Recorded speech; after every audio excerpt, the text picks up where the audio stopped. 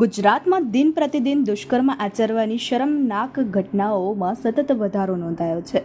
તાજેતરમાં જ વડોદરા, દાહોદ, સુરેન્દ્રનગર, અમદાવાદ, માંડવી મહિલા અને બાળકી પર અત્યાચાર અને દુષ્કર્મના બનાવની ઘટના સમાચારોના માધ્યમથી જાણવા મળી રહી છે.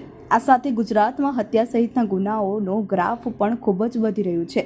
આજે રાજ્યમાં વધતા જતા દુષ્કર્મની ઘટનાને લઈને આમ આદમી પાર્ટીની મહિલા મોરચો દ્વારા ભારે વિરોધ નોંધાયો છે.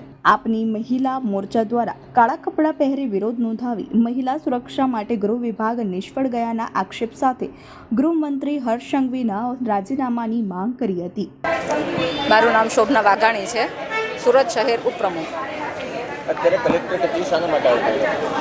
કલેક્ટર કચેરી અમે આજે એક માંગ સાથે આવ્યા છીએ સુરત શહેર આમ આદમી પાર્ટીના મહિલા મોરચા સાથે કે હર્ષભાઈ સંઘવી રાજીનામું આપે, કારણ કે ગુજરાતની અંદર અવારનવાર બળાત્કારની સાથે હત્યાઓના કેસ વધતા જાય છે. નાની નાની બાળાઓ આની અંદર ભોગ બને છે.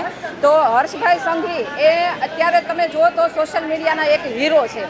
આની સિવાય એને હીરોગીરી સિવાય બીજું કાંઈ અત્યારે એ કરતા નથી. ગૃહમંત્રી તરીકેનું એનું જે કામ છે એની અંદર એ બિલકુલ નિષ્ફળ છે. એટલે અમે આ નિષ્ફળ ગૃહમંત્રીનું રાજીનામું માંગવા માટે આવ્યા છીએ કે ગૃહમંત્રી રાજીનામું આપે, કારણ કે મહિલાઓ એમના ગૃહ મંત્રાલયની અંદર મહિલાઓ સુરક્ષિત નથી.